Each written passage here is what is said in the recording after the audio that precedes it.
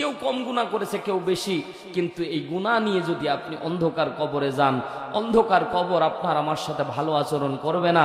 এবার যান, মৃত্যু তো বরণ করা লাগবে না আমাদের, আসতে বলেন, মৃত্যুবরণ করা লাগবে না, শুধু লাগবে না, লাগবেই, লাগবেই। কারণ আপনি আমি মাস্ট বি মৃত্যুবরণ করবই। একটা জিনিস মাথায় রাখবেন, নাস্তিক আল্লাহ বিশ্বাস করে না, পরকাল বিশ্বাস করে না, কিয়ামত বিশ্বাস করে না, জান্নাত বিশ্বাস করে না, জাহান্নাম বিশ্বাস করে না, কিন্তু নাস্তিক বিশ্বাস করে মরা একদিন লাগবে। এজন্য তারা গান বানায় আছে, খাও দাও ফুর্তি করো, দুনিয়াটা মস্ত বড়, কয়দিন বাঁচবো বলতে পারো। এজন্য তারা মস্তি করে দুনিয়ার মধ্যে।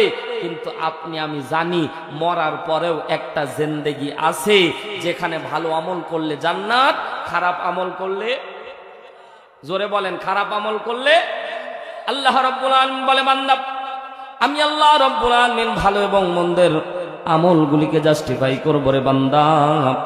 একটা ভালো আমল যদি করো আমি আল্লাহ ওটার প্রতিদান তোমাকে দান করে দিব, একটা খারাপ আমল যদি করো বান্দা ওটারও প্রতিদান আমি আল্লাহ তাআলা দান করে দিব। আল্লাহ রাব্বুল আলামিন বলেন, ফামান ইয়ামাল মিসকালা যাররাতিন খায়রান ইয়ারা ওয়া মান ইয়ামাল মিসকালা যাররাতিন শাররান ইয়ারা। আল্লাহ রাব্বুল আলামিন ডাকতে বলে, বান্দারা শুনে নাও, আমি আল্লাহ রাব্বুল আলামিন তোমাকে দান করে দিলাম এমন একটি কিতাব, কিতাবের মধ্যে আমি আল্লাহ বলে দিলাম, বান্দা শুনে নাও, এই কিতাবের মধ্যে আমি আল্লাহ আয়াত দান করে দিলাম, যাররা পরিমাণ যদি ভালো আমল করো বান্দা আমি ওটার প্রতিদান তোমাকে প্রতিফল দিবসে দান করব, আর একটা খারাপ আমল যদি করো বান্দা ওটারও প্রতিদান আমি আল্লাহ দান করব। কিন্তু আল্লাহ রাব্বুল আলামিন আয়াত নাজিল করে বান্দাদেরকে বলছে, বান্দারা শুনে নাও, শয়তান তোমাদেরকে পথভ্রষ্ট করে, শয়তান তোমাদেরকে ধোঁকা দিয়ে জান্নাতের পথ থেকে জাহান্নামের পথের দিকে নিয়ে যাবে। এই শয়তান তোমাদেরকে কনভার্ট করে জাহান্নামের দিকে নিয়ে যাবে। আমি আল্লাহ তাআলা চাই না আমার কোনো বান্দা জাহান্নামী হয়ে যাক।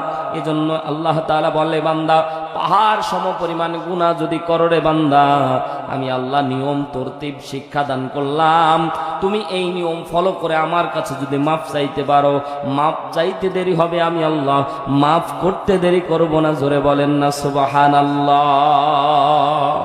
তাহলে গুনাহ যাদের আছে এদের বসার দরকার আছে না নাই?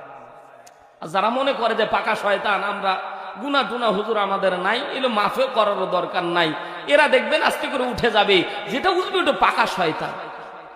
কথা বলে না? এজন্য বাজান আপনি উঠে যাবেন ব্যাপারটা এমন না, এজন্য আমি বলছি ব্যাপারটা এমন না, কারণ এই মুহূর্ত থেকে